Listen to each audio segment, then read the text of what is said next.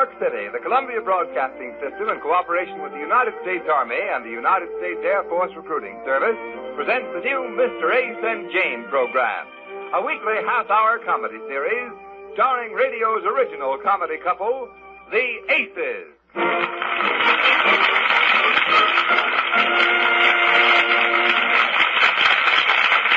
Once again, the strains of Manhattan Serenade introduce the story of Mr. Ace and his wife, Jane. Tonight, Chapter 8, entitled, Mr. Ace decides that Jane's brother, Paul, who hasn't worked in 15 years, must get a job and make some money. And Jane decides Paul should get a job where he can marry the boss's daughter and make a lot of money, combining romance with finance. Or, as Mr. Ace puts it, the guy won't work for love or money. I'll tell you all about this fantastic character in just a moment. Before Mr. Ace tells us his story, I want to get in my story about the United States Army and the United States Air Force.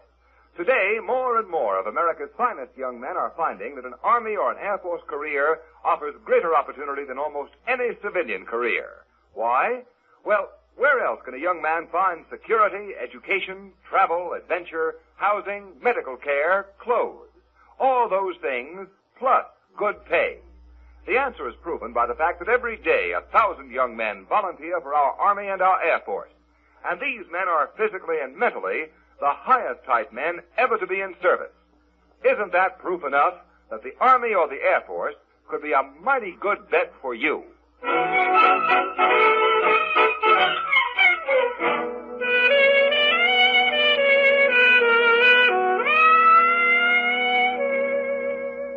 And now, Mr. Ace, what was that about your brother-in-law? Well, first I want to tell you, I work for an advertising agency. You know what that is. An advertising agency is four names always referred to by their initials. For instance, Lewis, Smith, Mansfield, and Finnegan are known as LSMF. Nice opening there for a man named Thompson. One of the big advertising agencies which did such wonderful work on bill posters during the war, asking America to go all out, you know, is the firm of Fitzmaurice, and Fitzmaurice, known to the trade as 4F. Well, did you ever try to contact somebody at an advertising agency? It goes something like this. Yes, this is Fitzmaurice, and Fitzmaurice. Let me speak to Mr. Fitzmaurice. He's in Walter Reed Hospital. Well, let me talk to Mr. Fitzmaurice then.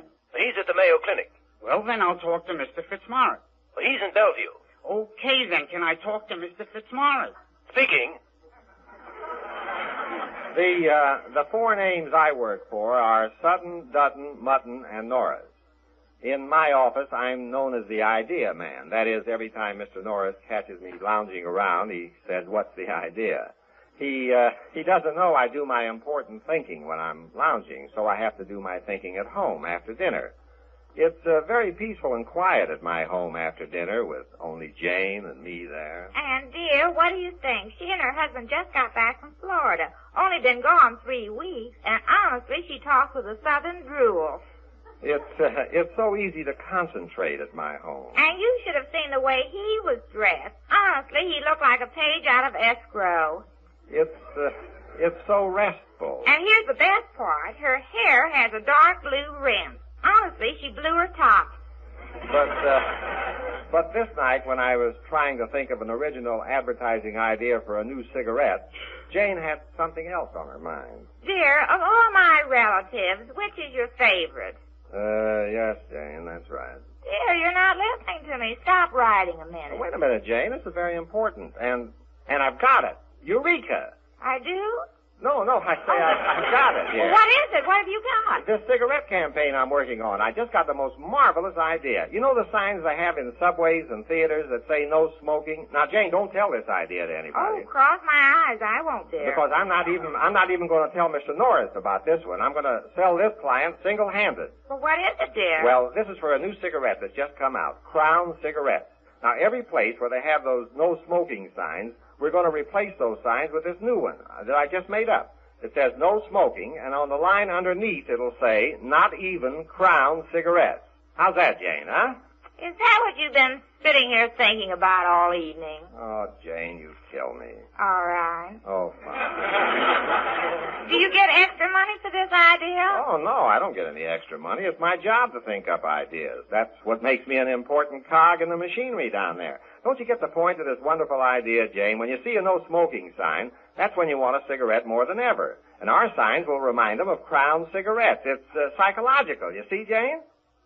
Dear, of all my relatives, which is your favorite? Fine. We're back to that again. Well, which is your favorite of all my relatives? Your husband. Oh, him. Yes. Oh, him! Yes. Oh, dear, you're so repulsive. Yes, I know. Well, so much for joking. Yeah, so much. Dear, if you had to make up a list of all my relatives and list them according to how much you like them, where would you put my brother Paul? Your brother Paul? Yes.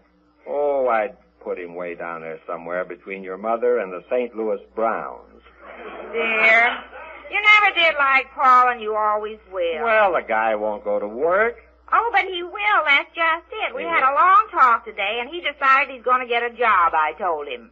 Oh, you told him. All I want you to do now is give him a letter of recommendation so he can get a job with a concern. For that, I'll even perjure myself. It's about time you did something for Paul. Yeah. How do you suddenly decide to go to work after 15 years? A very good question. It is. And the answer is the boss's daughter. What? I figured out the only way for Paul to get ahead is to someday marry the boss's daughter. But he has to get a job, to get a boss, to get his daughter. See how it worked out? Jane, you amaze me. Later. What? Oh. All I want you to do now is write the letter to this concern. All right. If he's really going to work, I'll write a letter of recommendation. But to what concern? To whom it may. Oh, that concern.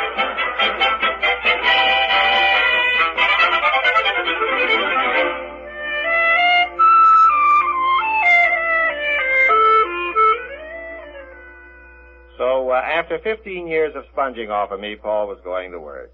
Yes, it was 15 years ago when Paul, as best man, accompanied Jane down the aisle, and I heard a voice say to me, "Do you take this man to be your lawful wedded brother-in-law?" Paul is a building under construction through a peephole critic, a sort of George G. Nothing. When he saw the Empire State Building go up, he said, Too tall. When he saw the Chrysler Building go up, he said, Too pointy. When he saw the Paramount Theater Building go up, he said, Too in the balcony. The morning after I wrote that letter of recommendation, they were having labor trouble at one of Paul's construction jobs, and Paul would never cross a picket line to get to his peephole, so he stopped at the house to see Jane. Well, Paul, here it is. Here's the letter of recommendation. Oh, so he finally condescended to write me one, did he? Uh-huh. Got any hot coffee, Jane? Oh, sure. Help yourself, Paul. I haven't cleared away breakfast yet. Shall I read you what he wrote? Yes, go ahead. Oh, biscuits. Fine. Here's what it says. To whom it may concern. I have known Paul Sherwood for 15 years, and I have always found him to be 5 feet 8 inches tall and sound of appetite. He has integrity, ambition, loyalty, honesty, devotion, and my camel's hair overcoat. Oh, a wise guy, huh? I added a P.S. myself. P.S. He goes to church religiously. Look, Jane, I don't need his letter. I got myself a job. You are? Where? At the post office. I signed up this morning. Post office? But how about a job where you marry the boss's daughter? How do you like that guy? Still griping about that camel's hair overcoat he gave me 2 years ago. Maybe he wants it back. What's the matter? The advertising business bad? Oh, to be contrary, it's very good. Last night, he thought up the most marvelous idea for Crown cigarettes. You know where they have signs that say no smoking in subways and theaters and department stores? Yeah? Well, he's got a new idea for those signs. They're going to say no smoking, not even Crown cigarettes. Not even Crown cigarettes. Hey, yeah, that's pretty good. He ought to get a good hunk of money for an idea like that. Oh, he doesn't get any extra money. It's his job to think up ideas. That's what makes him a big clog in the machinery. No extra money. How do you like that? I'll bet if an outsider like me brought that idea into an advertising company, I could get $1,000 for it. Gee. Or maybe a couple of thousand. 2 cheese. Yes, why didn't he give me the idea? I'd take it into his boss and sell it for him and get some real dough for it. Oh, he didn't even tell it to Mr. Norris yet. He wants to put over this deal single-headed. Didn't tell Mr. Norris, huh? No, he didn't. Well, sis, maybe I'm not too late. I'll go right over there and sell this idea for him myself, right now. But, Paul, how about your job at the post office? Don't you have to go to work? I got plenty of time. I don't start there till the Christmas rush.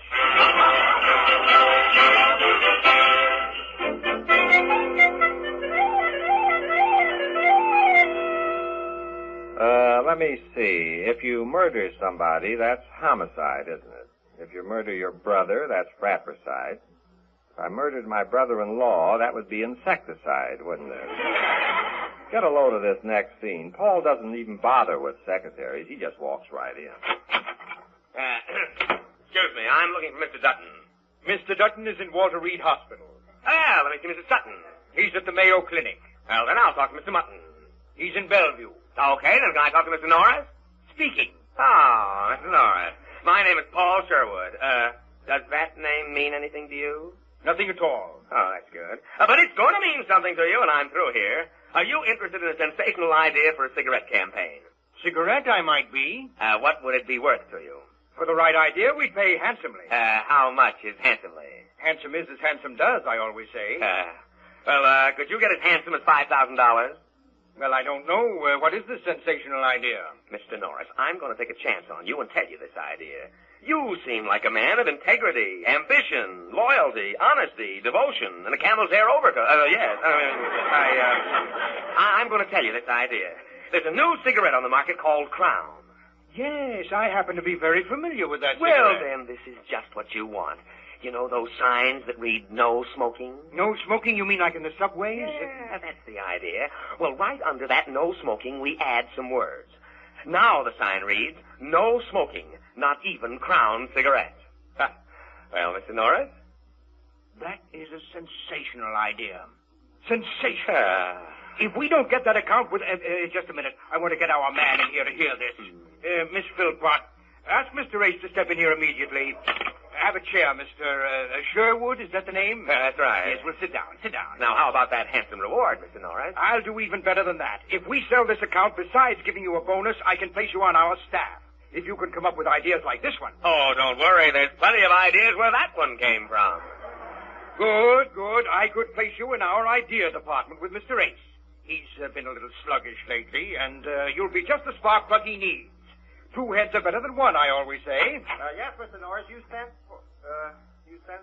Come right in, Mr. Ace. Mr. Ace, I want you to meet Mr. Sherwood. I'm glad to meet you, Mr. Ace. I'm glad... What brings you here? This building has been finished for years. Mr. Sherwood is here with a sensational idea for that cigarette campaign. Mr. Sherwood, a cigarette idea? What is it? What? You know those no smoking signs in subways? Well, we're adding a line. No smoking. Not even Crown cigarettes. He thought of this. Mr. Sherwood is just what you need, Mr. Ace. Solve your whole problem as head of your department, right? Yes, need a hole in the head. Yes. Well, gentlemen, let's get going. Now, supposing you two hop right down to that cigarette company and spring the idea on them. I'm ready. Coming, Mr. Ace? Well, that is... Come on, Mr. Ace, come on, snap into it. This young fellow here is anxious to get going. That's what I'd like to see around this organization. Young blood. Young blood, you would? That's an idea. Come on, Mr. Sherwood, let's step outside. See you later, Mr. Norris. Good luck, gentlemen. Young blood, huh? Now, wait a minute, brother. Take it easy. He wants to see young blood. Come to my office, Paul. I'm doing this for your own good. I'm going to get you some real money for this idea. Blood. I wonder if he's got any.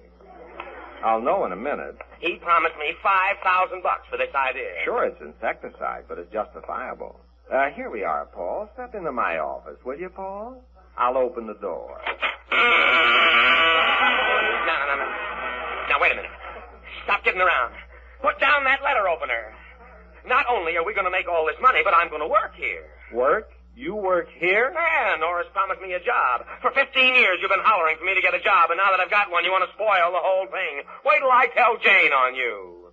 All right, Paul. We'll go over to that cigarette company, but if you do anything to spoil this deal, Honestly, Paul, for what you did today, you ought to be hung. The word is hanged. Hanging's too good for you. Come on, let's go.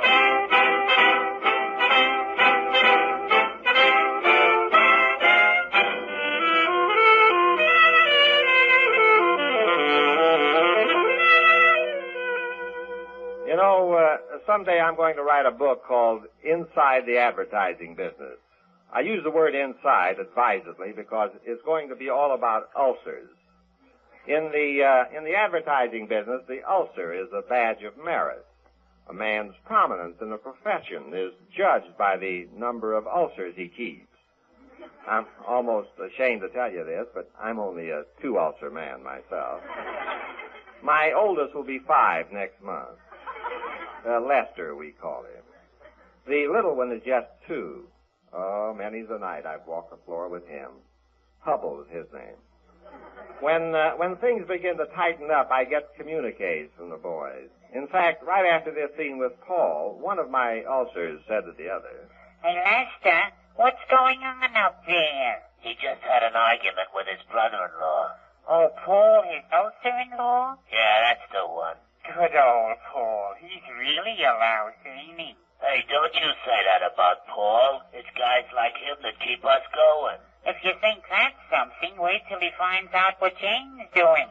Gonna be a hot time in the old town tonight. And they were so right. To the confusion of this cigarette campaign, something new has been added. Ken Roberts, our next-door neighbor, he's the radio announcer, always feeling off commercials like, ladies, be sure to try Tepsic. You'll know it's full of natural goodness. You'll know it's full of rich vitamins. And you will say, as others have said, I know what Tepsic is full of. As if I didn't have enough aggravation being introduced to my own brother-in-law down at my office, Ken was introducing a new idea to Jane out of my home. Went something like this. Jane, that's a wonderful advertising stunt for the Crown Cigarette Company. You do, Ken? Yeah, and I can help Paul sell it because the advertising manager there happens to be a very good friend of mine. You are, Ken? Oh, sure, Jane. When's your brother going over there? Well, I don't know. I don't know where he went. He walked out of here and said he was going to get rich. But I don't think he knows where to go. Well, Jane, I'll tell you what I'll do. I'll take you over and introduce you to this man, and you can sell him the idea. Me?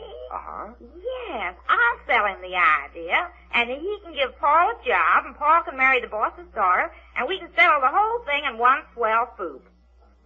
Yeah. Well, when do you want to go, Jane? No sooner said, the better. I'll only be a minute. I'll put on my new suit with my sincere blouse. Wait for me, Ken. Don't go away. Okay, Jane. I want to read over this commercial I'm doing on a show tonight. I'll read it out loud so you can hear me in there. What did you say, Ken? Listen to this. Make a note of this date, America. Next Tuesday, April 6th, Army Day. On that day, the Army, National Guard, and Organized Reserve Corps will be your hosts at local Army posts and armories throughout the nation. Watch your local newspapers for the time and place, and plan now to visit Army Day exhibits in your communities. When you get to know today's new regular Army, you'll realize how much it is contributing to our better living and better health through constant scientific research. You'll realize, too, that the Army benefits all America by educating, training, and upgrading our young men. Yes, thousands of our finest young men are today continuing their education on high school and college levels while serving in the Army. So, next Tuesday, meet these men who make up our Army. Support what they're doing by urging other young men to investigate the many advantages of an Army career, or to join the National Guard, the Organized Reserve Corps, or ROTC unit. Try talking with any recruiting office, and you'll discover how many enlistment choices are now offered. And remember, it is true today that an Army career can be one of the finest careers any young man can choose. It's also true, more than ever before, that only a strong America can be a peaceful America. Okay, Ken, I'm ready. Not many girls can get dressed in one commercial, can they?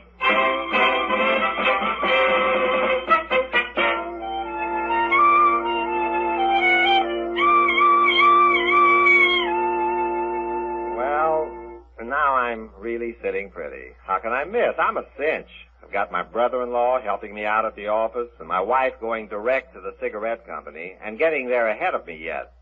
And Ken leaving her there alone with this guy, Gordon.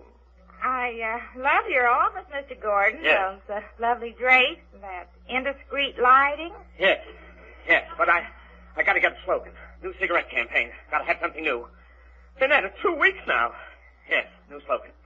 They're roasted. They're toasted. No, that's been used. Everything I think of has been used. Mustn't get excited. Gotta keep cool. No, that's been used. Haven't slept in 2 weeks. My goodness, Mr. Gordon, you're burning the camel at both ends. Yes, I'd walk a mile. No, that's being used. Excuse me.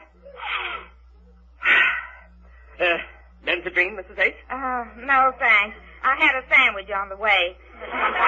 Ken treated me. Ken, yes. Ken said you've got an idea.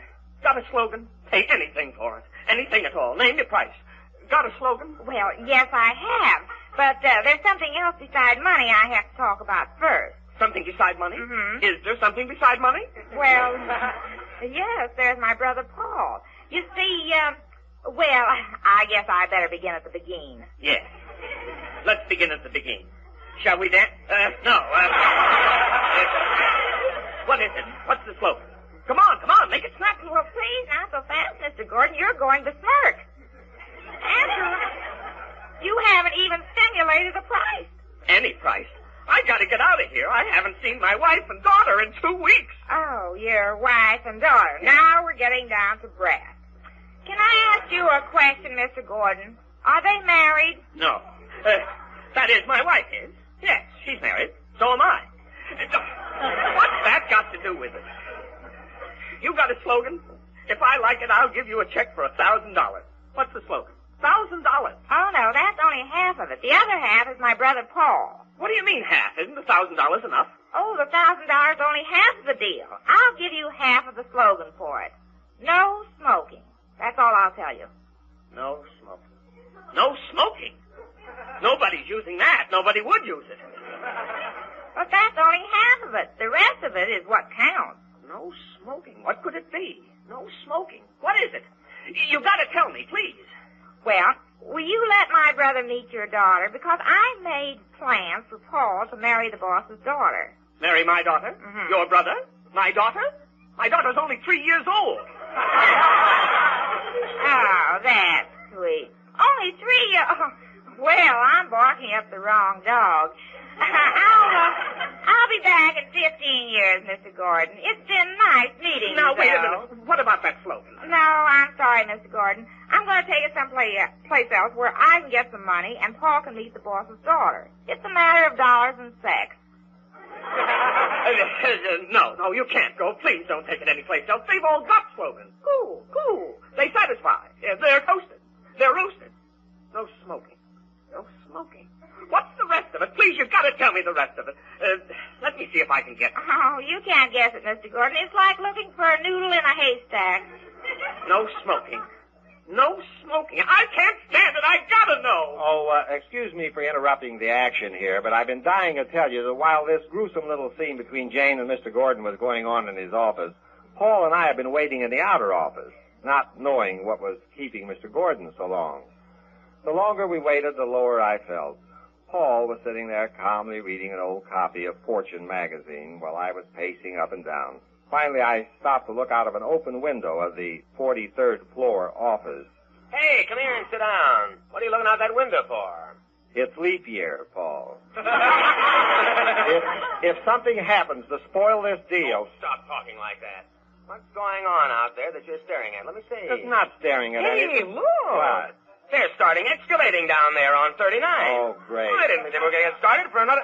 Hey, look, steam shovels in there already. He likes that. What do you know? Hey, I'd better get down there. Paul, you mean... I'm sorry, but I've been waiting for this thing for 6 months now. But, Paul, Mr. Norris says... I'll see you later. You explain the idea to Mr. Gordon. You mean to tell him that you were hypnotized by a steam shovel? Go on. Oh, isn't that awful? How did I ever get mixed up with him? I'm going into Gordon's office and get this thing over with.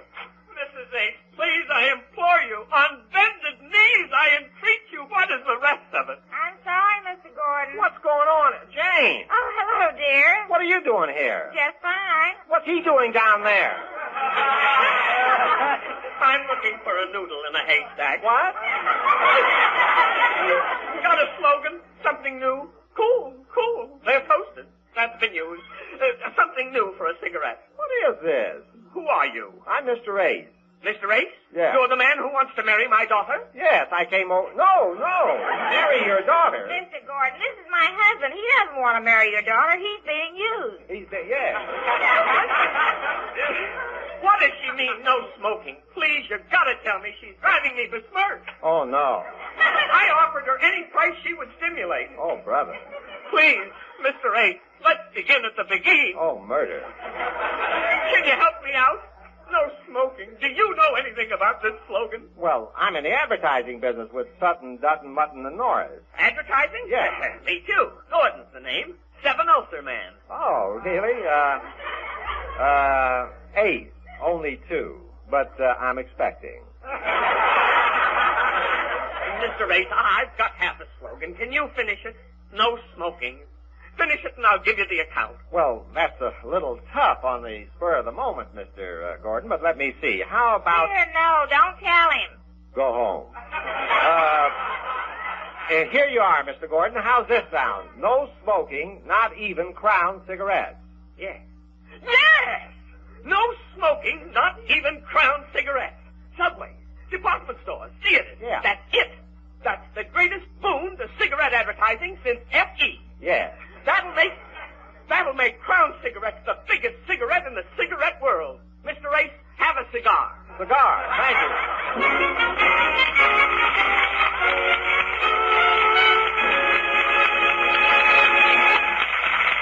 In just a moment, Mr. Ace will be back to tell us what happened when the no smoking signs went up. This is Ken Roberts again, and right now I want to talk directly to those young men who are thinking of joining our new regular army. When you do apply, be sure to consider enlistment in the combat arms, the real fighting heart of the Army. In these combat arms, you'll find the adventure and excitement which go with fast movement, quick decisions, and real leadership. Yes, it's in the infantry, the artillery, and the armored cavalry that we find the elite troops of the entire Army. And it's in these forces that we find the greatest comradeship and esprit de corps, too. Talk over enlistment in the combat arms with your local recruiting office, and chances are you'll find they offer you a challenging experience along with a fine future. And now, Mr. Ace, how did you make out with that cigarette campaign? Well, we finally got the account. Everybody was happy. Mr. Norris was happy. Mr. Gordon was happy. Even my ulcers were happy. Hey, Lester, he's feeling too good. Shall I let him have it? Oh, lay off him, Hubble. He's had a tough enough time. Even Jane was happy. Dear, I was so proud of you today. I went to a department store just to see one of your no-smoking signs. Oh, well, thanks, Jane. Oh, it certainly is. It is. And I said to the girl in the millinery department where they had a sale on $55 hats marked down to $15 and $75 hats marked down to $20, all of them original models and the most stunning styles. Cartwheels, off-the-face hats, flowered turbans, big floppy marlins. The loveliest hats I've seen this season. Whatever became of me in this shuffle here? You started out about my sign in the department store. Oh, the sign, Yes. Well, I said to the girl in the millinery department, I said, my husband made up that sign. You did? And she said, he did? Shall I charge these or is it cash? And I said, oh, my husband who made up that sign will pay for them. And she said... Wait just a minute. Pay for what? I bought 25 hats. 25? Oh, Jane, you're letting my money go to your head, aren't you? Oh, but I've got the most marvelous idea, dear. I'm going to start a new business. I'm going to rent out hats at so much a day. Rent out hats? Yes, like renting out a book at a library. Only I'll do it with hats. I'm going to call it Lamb Lid. Mm-hmm. And she did, too. Tell you all about that one next week. Good night. Me too.